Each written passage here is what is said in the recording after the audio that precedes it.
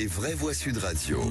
3 mots dans l'actu, Félix, qui sont catastrophe, démission et ventriloque. La bataille des pelleteuses contre les débris et la boue après les crues torrentielles à l'état de catastrophe naturelle va être déclenchée pour les communes les plus touchées, annonce le Premier ministre Michel Barnier.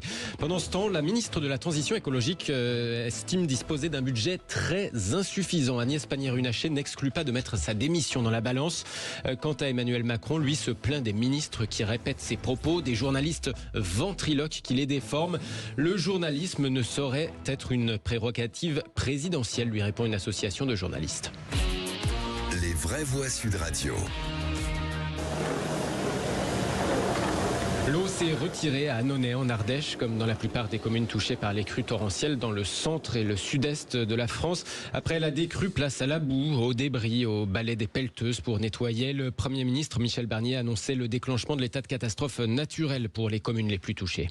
On n'a pas connu de mémoire d'hommes et de service ici un épisode Sevenol d'une telle violence depuis 40 ans. Et le ministre Bruno Retailleau actionnera le processus de catastrophe naturelle pour que dans les communes concernées par cet épisode Sevenol, la loi sur les catastrophes naturelles puisse être actionnée, l'indemnisation puisse être mise en œuvre pour les personnes touchées.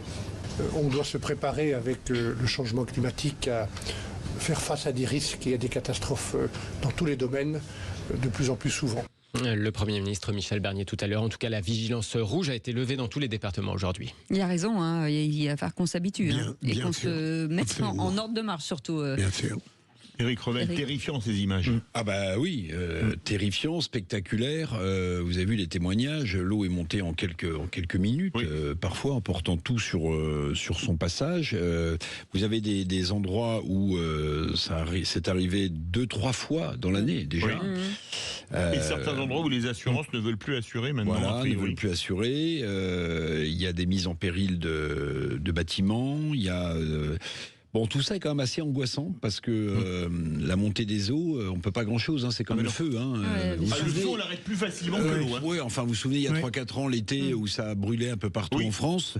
Là, maintenant, on est passé aux inondations qui balaient tout sur leur passage. Hein. Et à un degré moindre que dans les régions. Vous avez vu à Paris, que même Paris est touché. Oui. Vous avez vu qu'hier, il y a eu un arbre carrément avec les intempéries, etc., qui est tombé. Mais j'ai vu des images de Paris avec des il y a eu un homme avec 2 enfants. L'Île-de-France a été largement touchée. Oui, aussi, bien sûr. Là, même à Paris, ça commence à être touché. Et puis, le deuxième mot, démission. Agnès Pannier-Runacher estime disposer d'un budget très insuffisant pour la transition écologique. Oui, un peu comme l'avait fait finalement Didier Migaud pour la justice avant elle. La ministre de la Transition écologique le dit chez nos confrères de BFM. Elle ne va pas rester au gouvernement si son ministère reste aussi mal doté que le prévoit le budget 2025. Agnès Pannier-Runacher le dit avec d'autant plus de vigueur, donc au lendemain de cet épisode météo extrême. Il faut un budget qui soit à la hauteur de la situation et ce n'est pas le cas aujourd'hui. Je vous le dis très clairement et j'attends de la représentation nationale de se saisir de ce sujet. Je ne sais pas s'il faut encore attendre des drames pour comprendre que c'est une absolue nécessité d'investir dans l'adaptation au changement climatique. Aujourd'hui, en matière budgétaire, sur l'adaptation au changement climatique et sur la lutte contre les émissions de gaz à effet de serre, le compte n'y est pas. Je crois qu'il faut ouvrir les yeux. Moi, je veux surtout travailler à avoir les moyens de mon action. En tout cas, je vais me battre pour ça. Si je ne les ai pas, j'en tirerai les conclusions. Mais aujourd'hui, on est sur l'action. Agnès Pannier-Runacher ce matin avant son départ donc pour ces zones sinistrées dans le centre et le sud-est. Philippe Bilger. Elle ne cesse de râler, mais là, elle a sans doute raison. Elle est contre la future loi immigration. Là, je pense qu'elle a raison.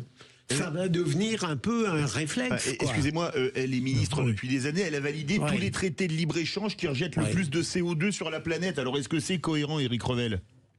Bah non, vous allez pas. Voilà. Moi j'ai en tête cet Chevènement qui disait à la ministre ça ferme sa gueule ou ça démissionne. Bon, alors je vais pas être aussi grossier à l'endroit de Madame Pannier-Runacher ni de Monsieur Migaud, mais enfin quand même, c'est quoi ces ministres qui arrivent, ils savent très bien que. Retenez-moi où je fais un malheur. Mais non, mais attendez, on cherche 60 milliards d'euros, voilà. Alors je dis pas qu'il faut. En plus sur Migaud, attention, il a pas les 500 millions qu'il a, mais il a quand même une augmentation de 100 millions. Oui. Bon alors c'est peut-être pas ce qu'avait négocié Dupond-Moretti, mais Et franchement, attendez, tous ces ministres qui vous font oui, retenez-moi où je fais un malheur, mais attendez, mais qu'ils aillent faire autre chose. Allez, et c'est ubuesque. Madame Pannier-Runacher, chiche. Non, c'est ubuesque. Et en plus, et d'ailleurs, si on remarque bien, les deux ministres qui mettent leur démission en jeu, ce sont deux ministres quand même de gauche. Migaud est de gauche. Pannier-Runacher, et non pas Pannier-Nulacher. Pannier-Runacher. Voilà. Runacher. Écoutez, hein. Mais... Non, mais c'est vrai, ce sont deux ministres de gauche, comme par hasard. Dans un gouvernement plutôt de droite, dirigé par un homme de droite. On ne se donc moque c'est pas bizarre. Allez, le troisième mot, ventriloque. Emmanuel Macron n'est pas content après. Mais c'est pas grave, après ses propos rapportés, et il l'a fait savoir. Il n'est pas content du tout, Emmanuel Macron. La controverse était devenue internationale après ses propos rapportés en Conseil des ministres quant à Israël, qui serait né d'une résolution de l'ONU. Le président a donc hier commencé sa conférence de presse par ce propos liminaire et cette colère froide, appelant la presse à s'en tenir au compte-rendu officiel du Conseil des ministres et au point presse de la porte-parole du gouvernement, Emmanuel Macron. Je dois vous dire combien j'ai été stupéfait de lire tant de commentaires, de réactions devant des propos que j'aurais tenus sans se poser la question de savoir ce qu'ils disaient et ce que j'aurais exactement dit. Et je crois que je dis suffisamment sur la situation au Proche-Orient pour ne pas avoir besoin de ventriloque.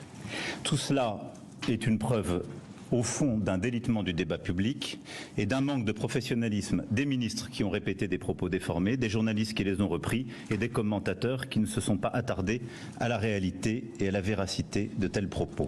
Et oui, même les ministres. Alors, je vous donne quand même la réaction de l'association de la presse présidentielle parce que c'est intéressant. Il y a eu ce communiqué.